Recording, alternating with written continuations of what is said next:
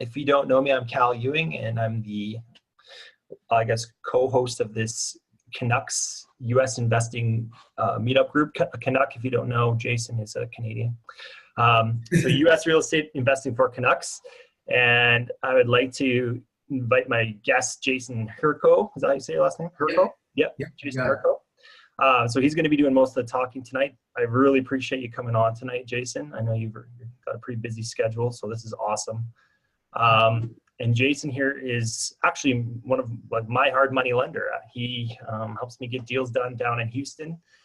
And I didn't just find some random lender. I wanted to bring on someone that I had a good working relationship with, that I enjoy doing deals with, because I think that he's going to be able to help some of you guys too. And I didn't want to put someone on here that I hadn't vetted first and done business with.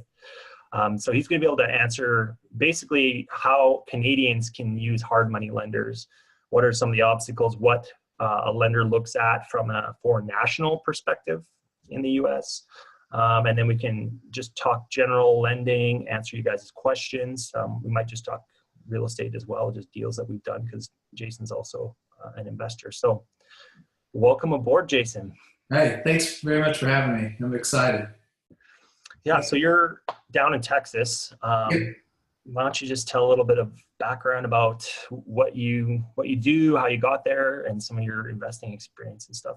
Okay, absolutely. So I live outside of San Antonio. Our business is corridor funding, and we named it corridor funding because we were focusing on the corridor of I-35 between San Antonio and Dallas up through Austin. And we expanded into Houston about 2 years ago. And so we kind of have these 4 big cities in Houston in Texas that are our area. And I used to live outside of Houston, so I know the area there very well. And that's where I started my real estate investing. It was actually after we talked a little bit about Hurricane Harvey. I started investing on the Gulf Coast outside of Houston after Hurricane Ike and Rita. And so I was buying houses from HUD. So stop me at any time if I say something that is local that I know it's, but it's that's like the government lending agency, so it's all these government-backed loans. If they foreclose on, they go through HUD auctions, and I was buying houses from HUD, and so that's kind of how I got started, and flipping houses here and there, but mostly buying rental properties because I moved from Oregon. So I born and raised in Portland, and when I moved here, I was like, man, you can buy a house for how cheap? And that was like a shock to me. And I know it's the same way, where you guys are. The thought of buying a $25,000 house is like, impossible.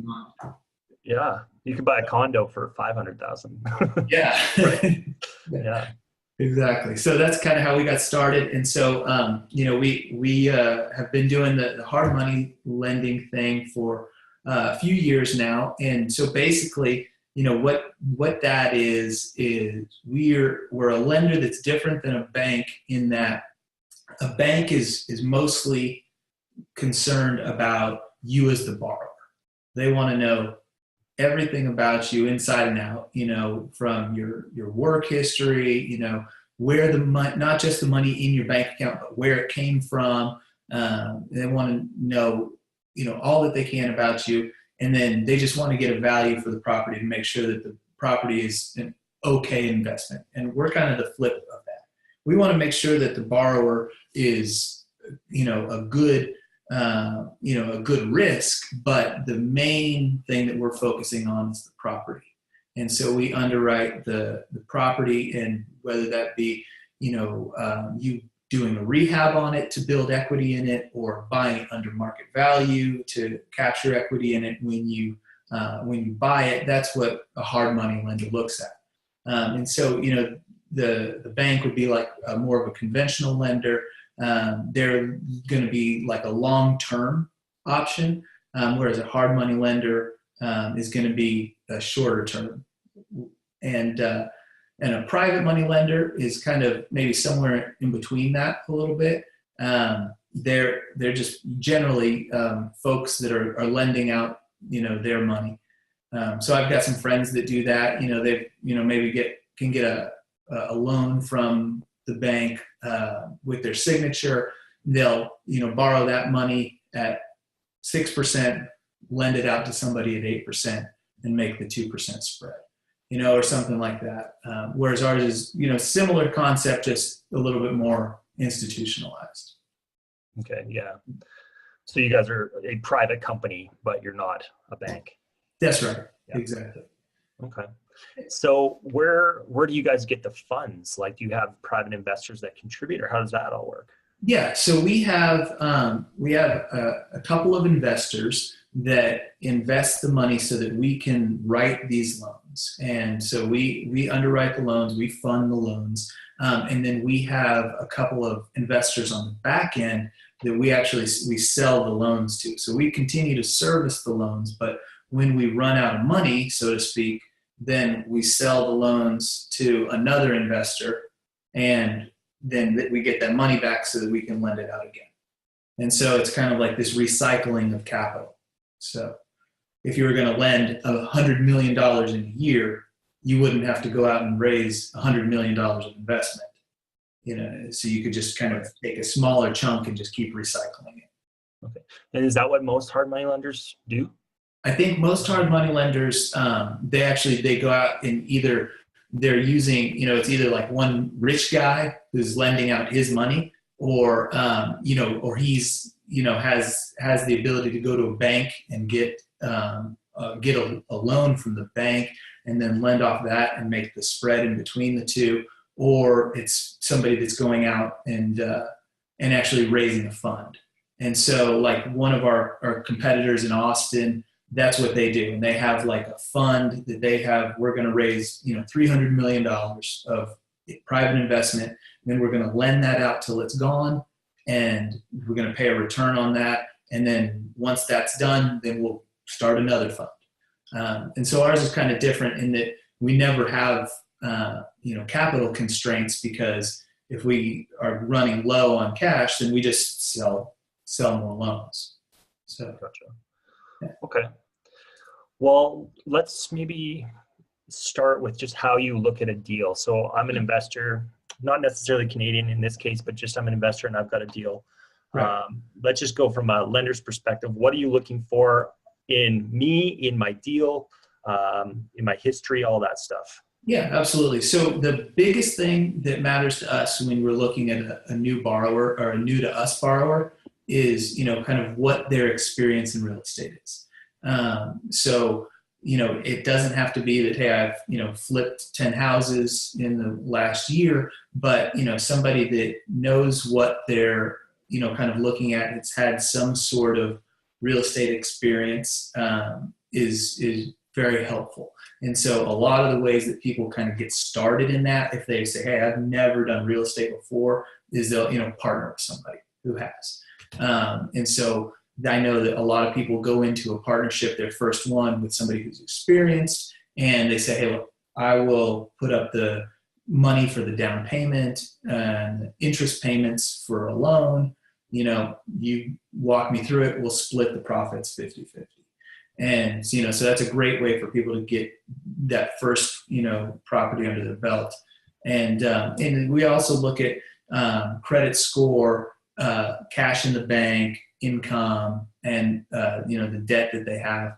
But then we look really hard at the property. And so we get an appraisal, we get two appraisals. We get an as-is value appraisal to make sure that they're buying it right. And then we get an after repair value appraisal. So if they're going to be doing a rehab on it, we say, okay, how much is it going to be worth when you're done? And generally they're building in some equity in the project, and we use that to underwrite them at a little bit more aggressive rate. Okay. So if I'm wanting to get approved right away, what should I have prepared ahead of time? Is there something that you like to see when you see someone present a certain package? Like, is that worth going through a whole big package, or what makes me better my chances of getting approved, I guess? I think that our process is really simple, and everybody kind of has a little bit different process. If you're going to go to a bank, they're going to want to know everything about you. But a hard money lender, they're probably going to want to see your tax returns, your last 3 months bank statements, and proof of income. And that's basically it. And then they'll run a credit report and a background check. But that's pretty much it. And so that's where, basically at the end of the day, what a hard money lender is trying to determine from the borrower is, how are you going to make the monthly payment, and how are you going to pay the loan off? And so if you're flipping houses, it's because, hey, this is such a good deal. I'm going to do this rehab to it. It's going to be worth more at the end. Or if you're going to be buying it and holding it as a rental property, that you've got some relationship with a long-term lender that can refinance once you're finished with the rehab and you put a renter in place. Okay. So if someone has never done a deal, do you just turn them away, or do you still look at the deal, or how does that work? No, we still look at the deal. So if somebody is coming to us and say they want to, we call it a bridge loan. So it's there's no rehab involved. It's like you're just buying a house either because it's livable as is. You can just put a renter in it.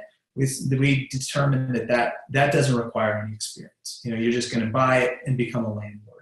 And so the bridge loan is called that because it's bridging the gap between the purchase and the long-term loan. And so people might use that because they need to buy it quickly. If you're buying a property from a distressed seller, maybe it's going to the tax auction like we were talking about on the first Tuesday of the month. So if somebody came right now, they don't have time to sort out a bank loan. They'll come to us. We'll do the loan. They'll pay it off when they refinance it with their bank. And so, that's kind of how that process works. Okay. So how fast can you guys close then? I mean, we've closed deals the following day. Like we don't like to, let people expect that. We always tell people, give us 7 days. That's how much we need. But, when there's not a rehab involved, we can move a lot faster. We can do we call it a drive-by BPO, where an appraiser literally just drives by, takes a picture of the outside of the house, and gives us a value. And they turn those around the same day. Wow. So, yeah. That's how you get it done, right? Right, absolutely. You get someone going into foreclosure and they call you and there's 4 days until the auction. Yeah. It's the only way to do it, really. Yep, absolutely. Okay, I just had a question, how you assess Canadian credit scores. So let's get into that. Obviously, you do lend to Canadians because I am one, but let's talk about that, foreign nationals. Right, and so we call it like a social security number. You guys call it a social insurance number. Is that right? Yeah. Okay, and so basically, the way that we look at it is, we look at the same factors for a borrower, whether they're Canadian national or a U.S. citizen, meaning that we still want to see that they've got money in the bank to make the payments. That in a U.S. bank or a Canadian bank is fine. Just a bank that they have control of. So it's not like we're looking at it like as an asset that we could go after if everything went south. We're looking at it as just, hey, do you have the money to pay this monthly payment? And then that they've got income. It doesn't have to be, from any real estate. Because, we have a lot of people that have full-time jobs. Just so that, again, that helps show I can make this monthly payment. But when we're looking at the credit, obviously there is no social security number. And so there's no U.S. credit tied to it. Sometimes it kind of helps us if we have the Canadian equivalent. But what we look at, like for hard underwriting, is if the rest of the boxes fit, it looks like a good borrower that can maintain the payments on the loan. then we do what's called a non-recourse loan, meaning that you're not personally guaranteeing the loan. So the only thing that if there was to be, a default on the loan and the property went into foreclosure, the property itself would be the only asset that's tied to the loan. Whereas when you personally guarantee a loan, then any of your assets are, kind of considered, could be considered collateral against the loan, with the exception of maybe the house that you live in. And so we write these loans at a little bit lower loan to value. And so it's a little bit more of a conservative loan, meaning that there's more equity in the property. So that kind of mitigates the risk of not having that borrower's personal guarantee. And since we don't have a personal guarantee, we don't need a credit score. And so we don't look at credit. It would be the same loan that we would write for somebody that had poor credit. So we would just essentially assume that it's like, okay, we're going to mitigate our risk a little bit. Normally we write our loans at 75% of the as-is value, and we reduce that by 10% when we're doing a non-recourse loan for a foreign national. Okay. And now, do you guys do recourse if someone is American, or is it an option by the borrower, or how does that work? Yeah, that's a good question. So I would say probably 95% of the loans that we do are, full recourse with personal guarantees.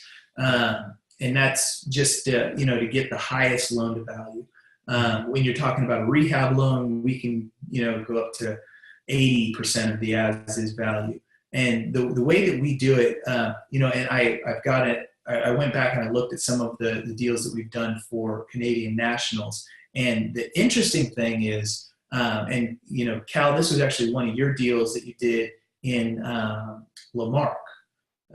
And it was even though we reduced the loan to value by 10% because it was a non-recourse loan, you were buying it at such a good discount that the loan amount was the same whether you were a Canadian national not guaranteeing the loan or you were a U.S. citizen that was guaranteeing the loan. And I didn't even get discounted it because I knew how much I needed to borrow. So yeah, absolutely. And so on that one, I can kind of run through the numbers because it was a really good deal. But I think that it kind of shows that if you've got a lender that kind of knows what to do and how to work the numbers and work their guidelines, it can be a pretty painless process, and so like this house that you bought, your purchase price was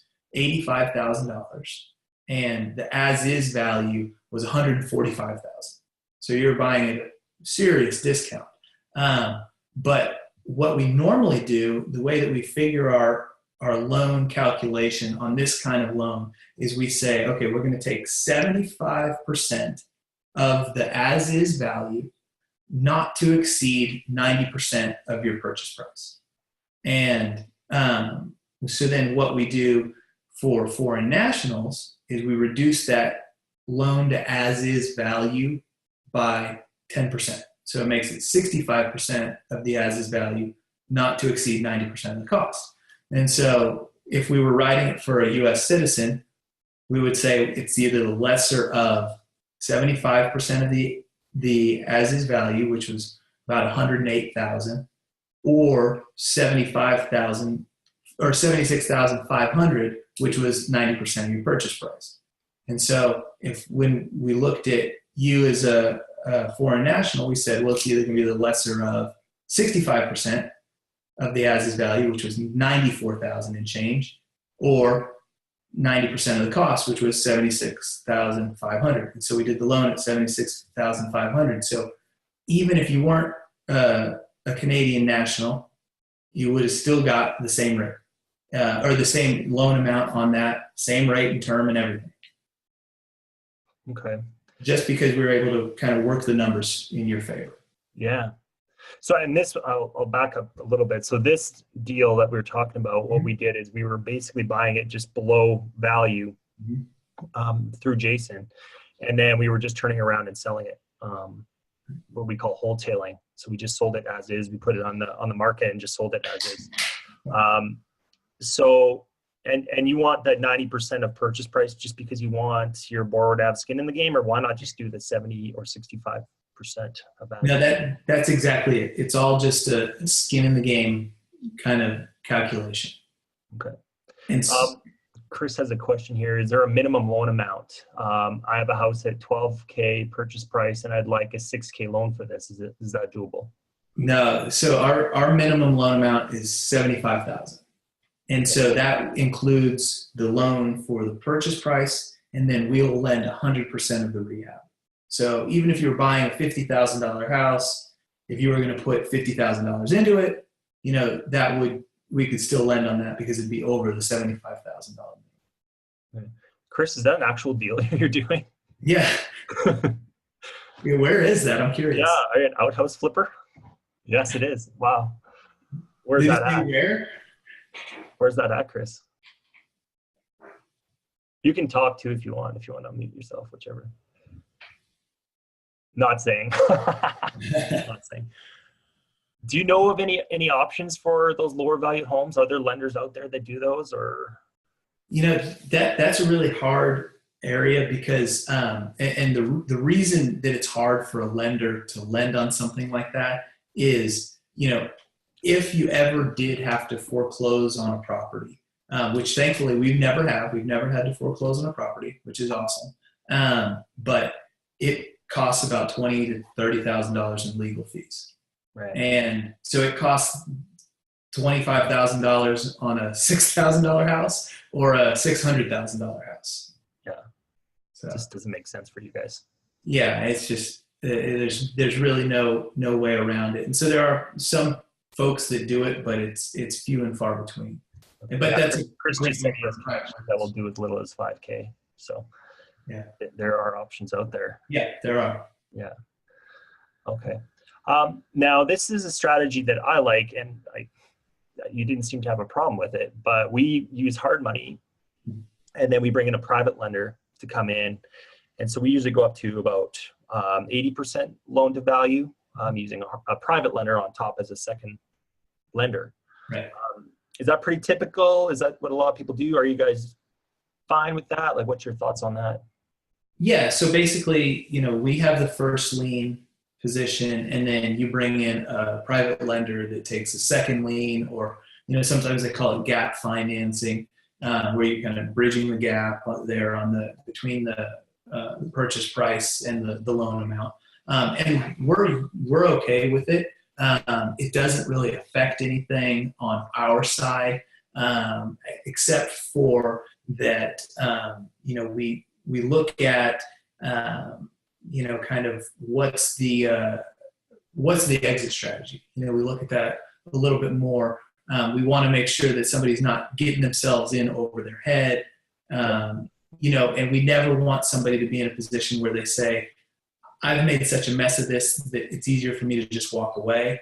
So, most of the time when somebody brings in a second lender into the transaction, it's, friends and family that are lending that money, or maybe somebody that they work with or something like that, which gives us a good confidence level that it's not just like, something that they could, walk away from. But it's pretty typical. The second lien obviously charges a higher rate most of the time, but it's perfectly acceptable. I would say that the majority of the time, though, people take a money partner as a partner, and so they'll like joint venture on the deal or something like that. But we do, probably I would say maybe 5% of the deals we do, there's a second lien involved. Okay. Now, as a Canadian, do you need them to have a U.S. company, or can they borrow in their own name, or what's the rules on that? So we like them to have a U.S. based entity, or at least an entity that has registered as a foreign entity in Texas. It's not a hard and fast requirement, but it does make things easier because one of the things that is always a struggle is signing for the property.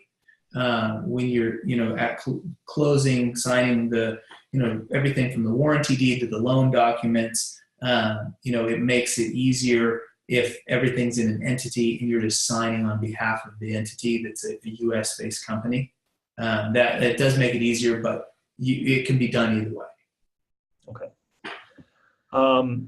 And do you guys only lend in Texas, or do you lend in other states as well? So we only lend in Texas, but we have been looking at expanding to other markets. But right, I mean, we've got 4 of the top 20 cities by population in the U.S. right here in Texas. So we figure it's a pretty big pond to play in. Yeah. Okay, well, that's a good segue. So, because you're also an investor, and we can talk about that in a few minutes. Sure. But because I know some people here, we got some people investing in Florida and some other states. So, how does a person find a good lender? What, from both sides of the coin, what do you think is a way to find a good hard money lender? What do you look for with that? I think that the best way, and this is also the way that we get most of our clients, but is referrals. So somebody who's actually done a deal with somebody. One of the struggles that I know people have with hard money lenders is lender advertises this rate or these terms, and then, they go through the application process, they, spend all this time on it, and then they're told, well, that's not really the rate. And, so it's always good if you can find somebody who's done a loan with somebody else, and, even if it wasn't the smoothest process or everything wasn't perfect, you still know, okay, this person's actually done a deal with them. And so you find somebody like that, like meetup groups like this one are a great way to meet people that, have experiences, both good and bad, and, find somebody that can do what you want to do. And, you also have to look at a lender at, kind of what they offer versus what you're looking for. So like one of the things that you asked before, you said, why do we lend at a maximum of 90% of the cost? And it's because we want to have a borrower to have some skin in the game. We also have lower rates than all of our competition. That's why I chose you. That's right. Well, but it's kind of a trade-off, right? Yeah. Because there are some lenders that would do just 70% of the after repair value, no questions asked. And so you might not have to put any cash down, but is it worth paying a higher rate, more points up front? And it's, to some people it is. And that's what I tell people every day. I'm like, maybe we're not a good fit. We're not for everybody. We'd love to be your lender, but it might not be. So you find somebody that offers what you're looking for. Yeah. Well, I'll tell you what I did, Jason, and you guys can follow suit if you want, but I actually had about a 3-month period where I called a different hard money lender every day. And I just built this database of everything that they offer, rental loans, hard money flip, like rehab loans, points, what's the interest, what's the loan to value, do they lend to Canadians, all those things. That sounds terrible, by the way. I can't imagine. It was. It sounds so right? It was a little bit more. That's why I only did 1 or 2 calls a day. Yeah. But that's how I found you, is I was just comparing all these different lenders and what they had to offer. Right. And then, if I have a certain deal I'm trying to get done, like we were looking at doing something where we could do a wrap long term, then I was just going through my database and finding people that might be able to do that. So if you guys are looking at building, like a power team and people to work with to grow your business, I recommend doing that. Just spending, even just for a month, calling 1 different lender. Yeah. And I mean, you can find people like lenders on Bigger Pockets. You can find them just by Googling, meetup, like you say, meetup groups and stuff. But there's a lot of lenders out there and a lot of options. And this is how you and I met. So, absolutely. And I mean, that's what I had to do when I started investing, trying to find a realtor. Buying houses through HUD, you have to have your offers submitted through a realtor. And I had the hardest time finding a realtor who was willing to submit a $37,000 offer on a property. It just wasn't worth their time. Right. I met with 15 realtors before I finally found somebody who was new and said, yeah, I'll take your business. Yeah, so it's That doesn't make any sense. no. People that turn that down, but you're probably buying multiple houses, right? So, Yeah, absolutely. um, Adeline just asked, would you consider franchising into other states? Ooh, that's a good question. So there are a lot of regulatory things between different states that you'd have to figure out. But absolutely, I mean, we've talked about different ways that we can expand. Florida's the next state on our list to expand to. There was some legislation that was kind of up in the air up until recently that would have made it a lot harder for us to lend in Florida. And so we're just kind of waiting to see how that shook out, but it turned out in our favor. But there are other states where it's just like, I can't see any way that somebody could, run a hard money lending business in the States because it's a lot of the regulations that there are. But yeah, absolutely. Okay.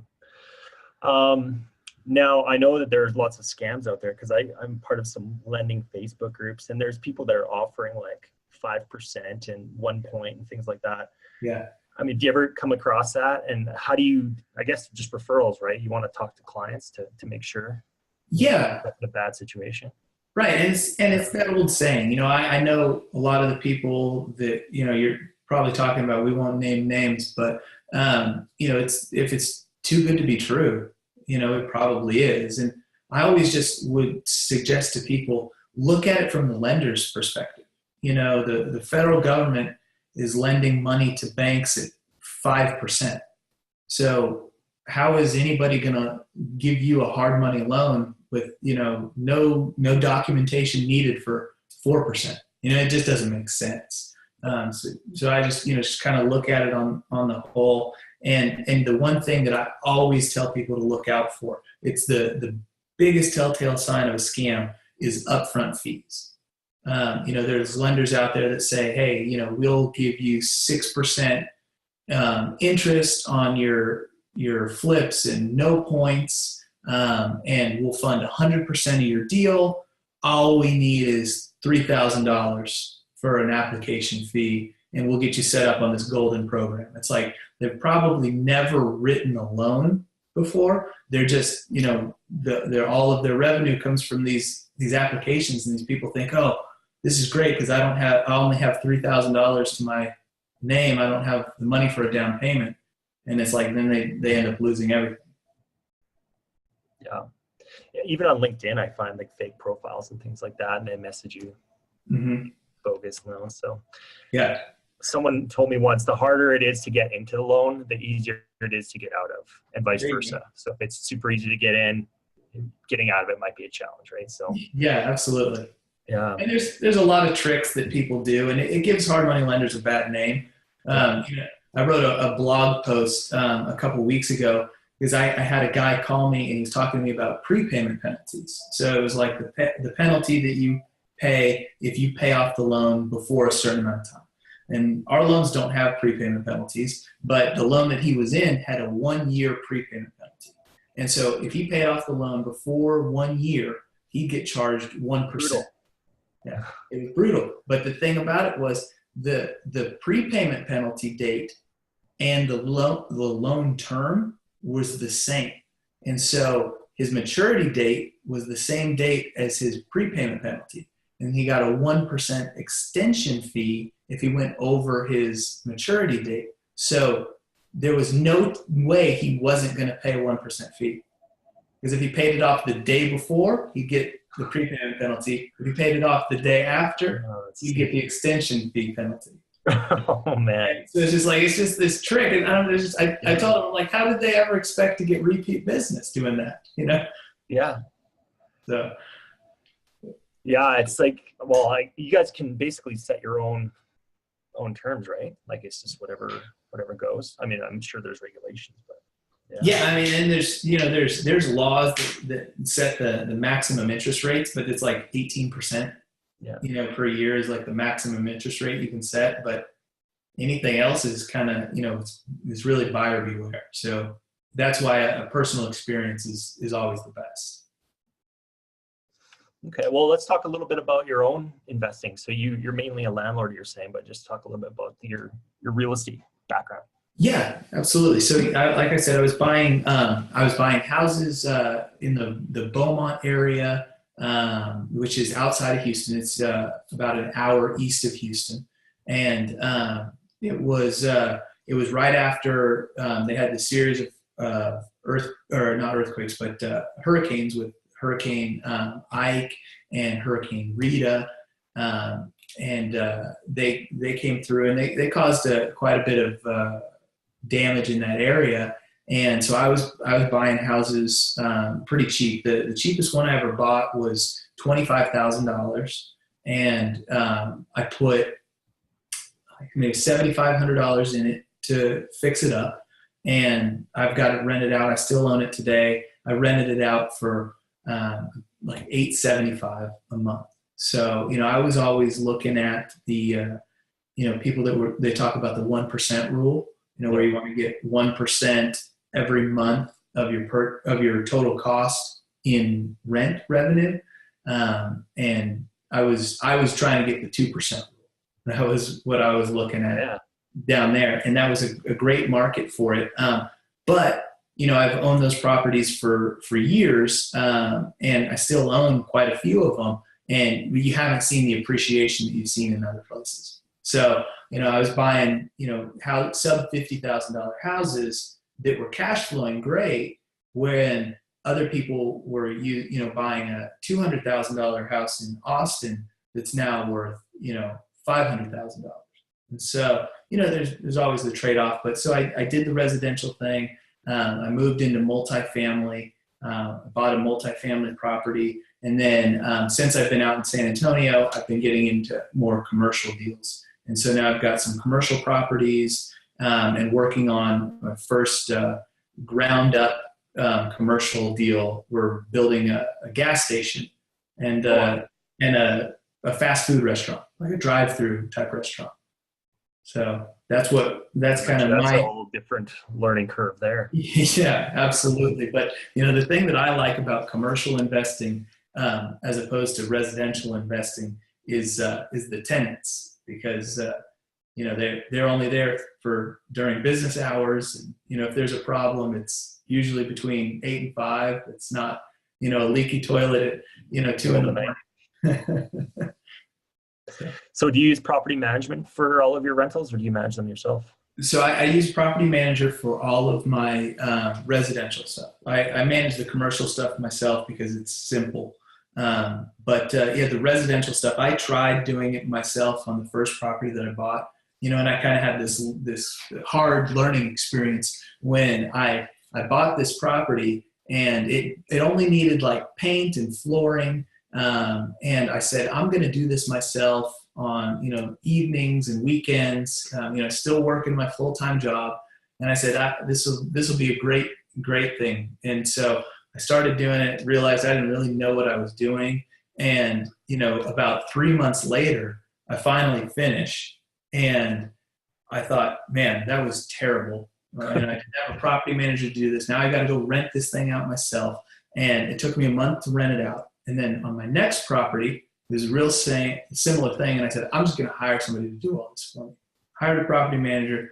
They brought somebody in that did all that labor for like $3,000 and had the property rented out within 2 weeks. And I thought, man, for the rent that I didn't collect for those 4 months that I was doing this work myself, I could have paid somebody and been to just do it and have it rented out right away, and would have been better off, and I wouldn't have had to do all the work. So I've had a property manager since. Well, that's what I love the most about investing from afar is like you have to put yourself in that situation. You can't do it all because I know so many people here in Calgary that they do everything. They do the repairs, they do the landlording, they do it all, and they're basically just stuck with another job.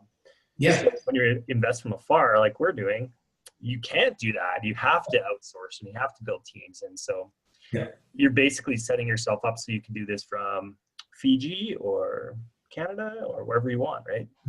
Yeah, absolutely. So that's one reason I love it so much. Yeah. Now you got quite a few properties. How are you acquiring them as far as the financing goes and things like that? So, Conventional? with the residential property, so I haven't bought a residential property in probably almost 2 years. And the last one I did, I flipped, and I said, yeah, I'm done flipping. I'm not a huge fan of flipping for me personally. But the houses that I bought, I would just take on partners for. Yep. So I would buy a house in cash, and then I would take on a partner who would buy a second house in cash. And so then we'd have those two properties together. If we wanted to do more, I'd put in 50%, they'd put in 50%. And that was kind of how I grew that, partnering on those deals. And then in the commercial stuff, one of the ways that I did, which was really unique, was I found somebody who was really wanted to be a passive investor, and they said, look, I'm just looking for a return. I don't want to be involved in the day-to-day by any stretch of the imagination. And they had other assets that they were able to pledge as collateral. So they owned properties free and clear.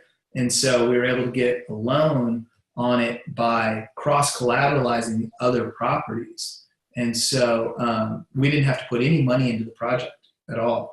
And so it was just, he's got equity in the properties. We used the equity in those properties in lieu of a down payment on this one. And so that was a great one. That was the only time I've ever done, people say, no money investing. Yeah, no money down. Yeah. No money down, that's right. So that brings a question. So say I had a house free and clear and I wanted to do a flip and I want to borrow from you guys. Can I pledge that as collateral? Does that change your criteria as far as how much loan to value and things like that if there's another property as collateral, or no? No, it doesn't. So we basically look at the value of the property, and we take 75% of that value, and you can use the subject property that I'm buying? No, of the one you already own. Okay. Yeah. So if we take, say the one that you already own is worth $100,000. What we would say is, okay, you can use $75,000 instead of a down payment. So, so if you were, then you could say, okay, well, if I'm going to buy, for example, a $300,000 property, and your down payment would have been $75,000, then that $100,000 property that you own free and clear would cover the down payment of the $300,000 property. Gotcha. Okay. Adeline just had a question here. Will you guys finance buy and holds? And if so, what's the longest term available? Yeah, absolutely. So I would say half of our business is people that are buying properties for rentals, and then the other half would be people that are buying to flip. The way that we do our loans when people are looking at just doing a rehab and then refinancing with a bank is exactly the same as we would do a loan for a flip.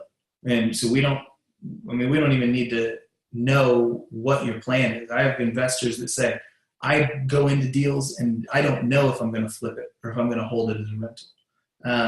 They wait till they're done with their rehab to decide.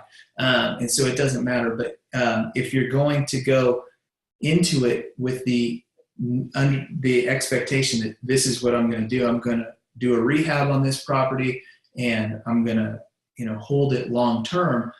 We can do a loan for where we would do, the loan would have two parts. The first part would be your standard rehab loan, where you buy the property, we lend for the rehab, you get it to a higher ARV, and then we would refinance it. We could actually refinance it into a 30-year loan. And so we'll actually do 30 years. Yeah, we actually just started this program. And so it's 3 years or it's 30 years, and it's a really cool thing because it's a fixed rate loan. And most of the loans that you see out there right now are a variable rate. And so we're still kind of in the beta testing phase of it. We want to get several of these under our belts to make sure that we know exactly what we're doing. But yeah, that's something that we're going to release before the end of the year, is this 30-year rental loan that's going to have, a lot better rates, and it's geared toward the rental investor. Very cool. Yeah. Might have to talk more about that. Yeah, absolutely. Darn it, I had another question and I completely lost it. Oh, can you talk a little bit about the draw process for rehabs? How does that work? Yeah, absolutely. So basically, the way that one of our loans works, and it's the way that any hard money lender works, is we hold the rehab portion of the loan in escrow. So there's the funding amount that is used towards the purchase price, and then there's the rehab amount that's held off to the side. And we call it a construction holdback.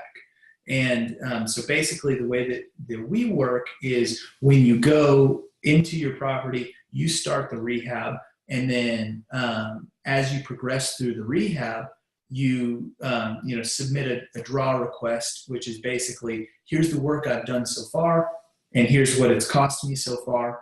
And then we have a third-party inspector that comes out, and he looks for those things and says, yes, they said they did this and it's done. Take some pictures, send it back to us, and then we release that money based on their rehab budget. And so that whole process, we tried to internally, our goal is to get it done in 48 hours, but we tell people expect it in 72. So other hard money lenders have different, variations of that, but it's all pretty much the same. Gotcha. And I know some lenders charge interest on the full amount that's used for rehab. Others only charge for how much is borrowed. What are you guys? We do it either way. Okay. By and large, we do it based on the full loan amount. That seems most common, I think. Yeah, it is. And again, it's one of those things where, you might pay this rate if it's on the funded amount, but you might pay a higher rate if they're only charging you for interest on the drawn amount. So because, at the end of the day, they're probably going to come out to pretty close to the same. But we do that, especially on some new construction projects, where it doesn't really make sense to charge somebody for the full amount of the new construction, and we just do it as it's drawn, or if you're talking about a really big project. So, somebody comes to us and says, hey, I want to do a $1 million loan with you, where $500,000 of it is renovation. We'll, only charge interest as the renovation is drawn. Right. Okay. Yeah, Adeline just asked again, do you guys fund new construction investments? So there you go.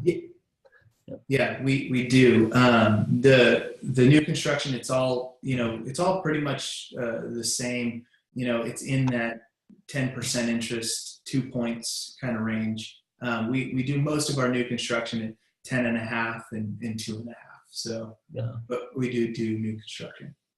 Awesome. And yeah, I don't know how you guys do it, but you guys are the cheapest interest I've found. So that's awesome. Well, I can tell you exactly how we do it. And it's by repeat customers. And so that's one of the things that is unique about us and it also helps people gain some trust in us is, it's like, we don't make a lot of money on the first deal we do with somebody. We've got to pay an attorney to review it. We've got to pay our underwriter to review everything. And then when, you come to us, Cal, and you do your second or your third deal, we just change the property address and, we're done. And so it's the subsequent deals that we make money on. Yeah. So. Well, and I mean, that's the reason why I switched over to you guys, is just because that was so favorable. And then now it's just easier for me to keep sending you guys deals because you don't have to take all my corporate documents and all that BS, right? It's just done one time and then we just keep moving forward. So exactly. I get clients now, they just text me a property address and say, here, lend me on this. It's like, okay, easy. Yeah, exactly. It's one person that they've put into their team and they don't have to worry about, constantly thinking about that. Just like you find your insurance agent, you find your realtor, and if they do good for you and you trust them, then that's one less thing to think about. Yeah. You don't want to keep doing it over and over for sure. Okay. Well, do you guys have any questions for Jason? We can open it up now. I think we've pretty much covered everything. So let's open it up. Either you can just unmute yourself and ask, or you can type them in.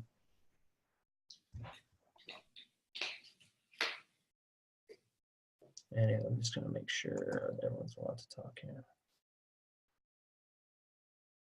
Oh, what are your interest rates, Daryl asked? So yeah, you kind of covered that, but just again. Yeah, so we do most of our loans at 10% interest and 2% origination fee. Okay. And what about, have you established what your rental loans are going to be?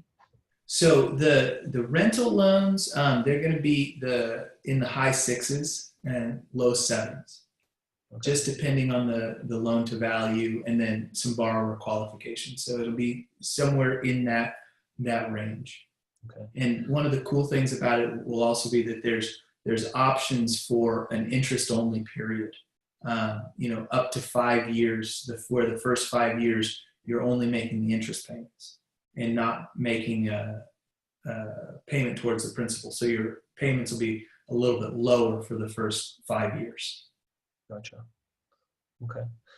And as Canadians, is the interest rate always the same? Just the loan to value is different, or is it higher for foreign nationals than? No, it's always the same. Okay. Do you see a benefit for someone to maybe have a partner that is American then? I guess it would be, because your loan to values would be different. Yeah. Yeah. Right. Yeah. Your loan to value, and I've had Canadian clients where I had one group of guys in Austin where it was like two guys. They both lived in Canada, but they would alternate coming down here to check on their projects, and so they were both had a little bit of boots on the ground. Had other ones where they just partnered with somebody, so they had somebody here that can kind of oversee their projects. But I think that there are some advantages, but at the end of the day, it's certainly not anything that is necessary. Yeah. One thing that I think is a really great thing about using a hard money lender too is it's another set of eyes on your deal, right? Because you might think you found an awesome deal, and if I take it to you and you're like, obviously something's wrong, right? So right. I might not pull the trigger, and it might save me from losing my shirt. So yeah, that's another great thing about using hard money, right? Yeah, that's a great point. Yeah, and then obviously scaling. So do you have any stories about some of your clients that are just how they were able to scale using hard money versus just their own cash? Yeah, absolutely. We kind of talked at the very beginning just briefly about the foreclosure auctions. And so the way Texas does it is all of the foreclosure auctions happen on the first Tuesday of the month at the courthouse for the county that the foreclosure's in. And so it's all over the state, and it's kind of a little bit of a circus, with auctions going on all over on the courthouse lawn. But we met a client there a couple of years ago, and they were coming from out of town, out of state, and they were coming into San Antonio with like $500,000 to spend at every auction. And they said, we're going to spend $500,000 at this auction, so we're going to buy 5 properties. And then I said, okay, and then what? And they said, well, we're going to come back in 6 months and do it again. And I said, and I said, how are you financing this? They said, oh, this is all our cash. It's going to take us that long to get that much more cash. And I said, well, what if we took the 5 properties that you're buying at the auction today, we did a cash out refinance on them in 2 weeks as soon as you got the deed from the county, and then you've got that $500,000 to come back next month. And so instead of waiting 6 months to come back, you come back next month. And then we do the same thing, and you come back the following month. And so we ended up doing that. And so in the time between when they bought those first 5 houses until they were going to buy the next set of 5 houses, by 6 months later, they'd come at the auction and they bought 23 houses. Wow. And so they were able to really, speed that up like a lot. Yeah. And the extra cost by having you guys finance is just nothing compared to what they're able to make by doing 23 houses. Right. Yeah, exactly. Right. Exactly. Yeah. Okay. That's awesome. So I know we have a few people that are into like tax foreclosures, but you don't lend on those, right? Because of the redemption period? Yeah. Or Because regular traditional foreclosures? right. Yeah. So those would be all the traditional foreclosures. The issue with the tax foreclosures is if it's a homestead property, there's a 2-year right of redemption. But we do lend on, after they go through the tax auction, if they don't sell. We've actually, one of the guys on our team used to be a tax lien lender. And so he's got a great network of people that lend on these tax liens. Like, so they go to people and say, hey, you're going to get foreclosed on at the tax lien, at the tax sale, unless, you let us do a loan for you, we catch it up. They end up taking a lot of those houses back. And then they have a real big network of, properties that they're trying to unload. And so that's, one of the ways that we can get, people into some really awesome deals is by, just having that connection. But yeah, that's so we'll lend on a tax foreclosure once it's past its redemption period. Okay. Awesome. Adeline, want to know if you could expand a little bit more on your move into Florida. As in timing or what, Adeline? Just... Yeah, so as you know, pleased to meet you, Jason. Thanks for everything that you shared with us. I am actually investing in the Florida area, so I'm very curious as to hear when you're going to be able to start lending over there, what types of things, like timing, expansion for works. Yeah, absolutely. That's a great question. Thank you for asking. So we are planning to expand into Florida. Florida is a market that we like. My business partner, Jason Miller, he got his master's in real estate from Florida International University. So he has a big connection there and a big network of people, which is one of the reasons that we liked it, as well as it being a great real estate market. And so our plan is to move into Florida in the first, or after the first quarter of 2019. So less than 6 months. But we're also in a position right now where if we had, a client that was moving into that area, it could be something that we could do sooner if there was, if we had deals already lined up to do, if that makes sense. That's sweet music to my ears. Okay, great. Awesome. Anyone else have any questions for Jason? Just need to pull up my window again here. Let me ask you guys a question. When does it start snowing there? Or does it? It doesn't snow in July usually. Okay. We had snow in October, like actually the most snow we've had in 15 years. Not just in October, but like any month we had this month. Really? In Calgary here. Yeah, it was ridiculous. But that's not very common. But we've had it in September. We've had it in August one time, maybe more than once, I guess. Wow. Usually we get most of our snow like January to April. Okay. Yeah. Wow. My 7-year-old son has seen snow 3 times. Wow. Yeah. Send him up here. Okay, absolutely. I'm just trying to pull up my question panel again because I lost it. What paperwork does Jason need to do funding? Jeremy asks. Good question. It's great. And so it's real easy. So we have a simple application that somebody can fill out. We need, again, if we're talking U.S. citizen, we need the last 2 years of tax returns and then their credit report. And if we're talking foreign nationals, we don't need those 2 things. And then proof of liquidity, so bank statements, investment accounts, those kinds of things. And that's it. Yeah, it's been pretty easy. Basically just all of your corporate documents. Yeah, and that's a good point. Yeah, if you're Having doing all it that. in your entity, and Cal, you have I will congratulate you. You have the most complicated entity we've ever underwritten, and so that's impressive. Well, we should have had you on watching the webinar last month, because we talked about why we structured that, so you'll know why it's so complicated. Okay, Just to good. make your life hard. No, I thought it was. It was just to try and trick me. But, okay, no, that's good to know. I'll have to check that out and send that to me. But yeah, I mean, so basically, you know, if it's an entity that's registered in Texas, it's a certificate of formation, and if you have partners, a partnership agreement, and then a federal taxpayer ID number